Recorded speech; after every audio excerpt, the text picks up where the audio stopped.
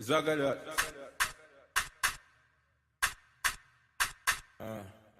OT, mommy volume. Jules, baby, Jules. Welcome guys to episode 8. Last week I was away in Canada spending time with my family, and I'm here today with Tom, who's holding the camera. Well, you can't see him, but he's there. So yes, this week I want to talk about what I've learned from Canada and spending time with my family. See, I actually went to Canada to help, to represent my to represent my dad, and basically my family, to celebrate my uncle and auntie's wedding anniversary after 30 years, which to me was very impressive, as in today's world where we hear so much about divorce, even celebrities don't stay together that long. But it's really refreshing to know that it's possible, and to see people leading by example in a world where it's so easy to split apart.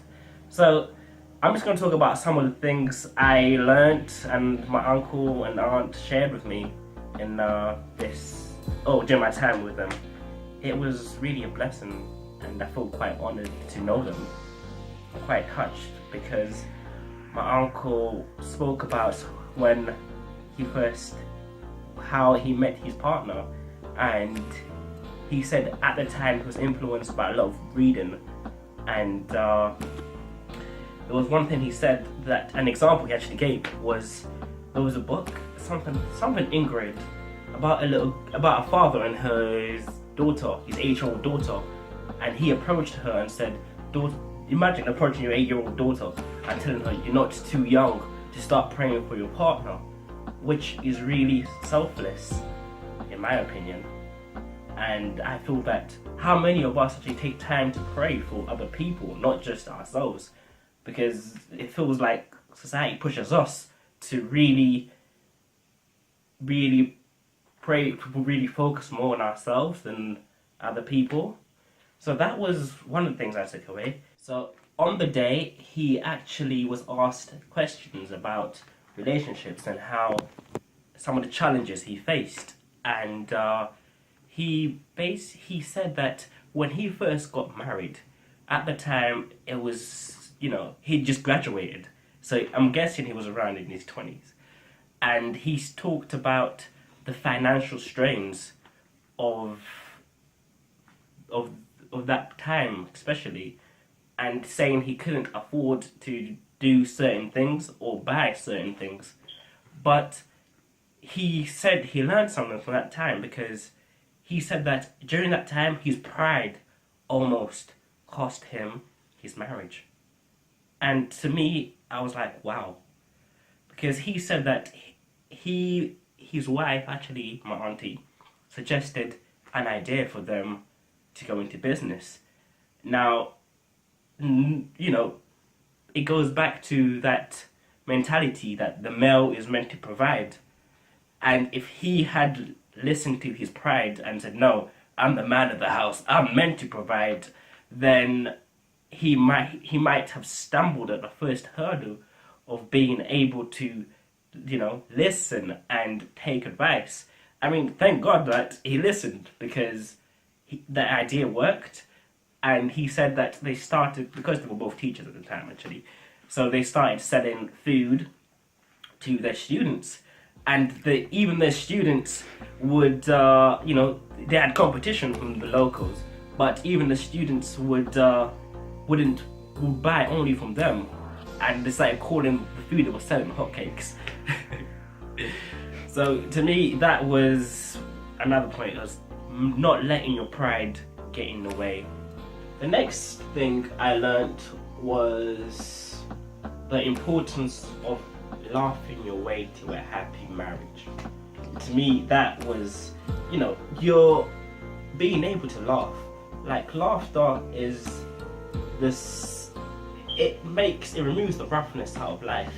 Like, just being able to crack a joke with your partner, that to me is, there's other preachers who talk about a similar message, such as Chuck window, he suggested. But yeah, there's a lot of material. But guys, the importance of being able to laugh together, because it's no good just being straight. Because how many times are we constantly just serious? You know, they can't. Yeah, because I also remember him giving an example of him, being the subtle person who would make a joke with his mother, even though his mother would have found it funny, but he would just caught that funny, charismatic person, and being able to just make life light off of one another. That's a point I learned from him. Another question he addressed was some of the difficulties he faced during his marriage, and my auntie actually answered this on it, and she spoke about the difference in backgrounds, because they were not from the same background. I mean, he was from the city and she was from the countryside, and yeah, because she talked about how in the countryside they have the tradition of eating two big meals, so that's breakfast, lunch, and a snack for dinner, whereas in the city they have the tradition of eating 3 big meals, so that's big breakfast, big lunch, and big dinner. But when he went to spend time with her family, the first 2 weeks were okay until the 3rd week, when he started struggling, and he went and spoke to her about it, which was again shows a good communication between the two of them. Because if he wasn't, if you're not happy, how many of us are willing to say, being able to go to your partner and say, look, this might be the way you do things, but this is not working for me. So it was like small things, but it's the small things that make the bigger picture. And if you miss those, then how do you expect it to last 30 years? Cool. The next important thing I really learned was being able to give back. Like, to me, that was the biggest, because you in this world we live in, in a fire, if everything burns down, and what are you really left with is the human connections you develop. For example, look at all the great people who've lived and have their names are still remembered, such as Nelson Mandela. What did he do? He gave back to his community. Horses there. Muhammad Ali, he gave back he inspired people. And how do you inspire? By giving.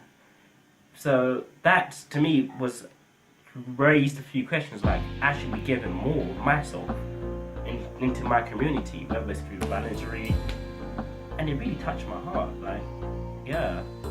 I saw my uncle cry, wow. I was like, wow, it was, right. The biggest point, to summarize everything, was it's better you don't get married than to marry the wrong person. I'll leave you with that. And on that note, guys, at the top there you will see a link from the previous video. Don't forget to like and subscribe. Thank you, guys.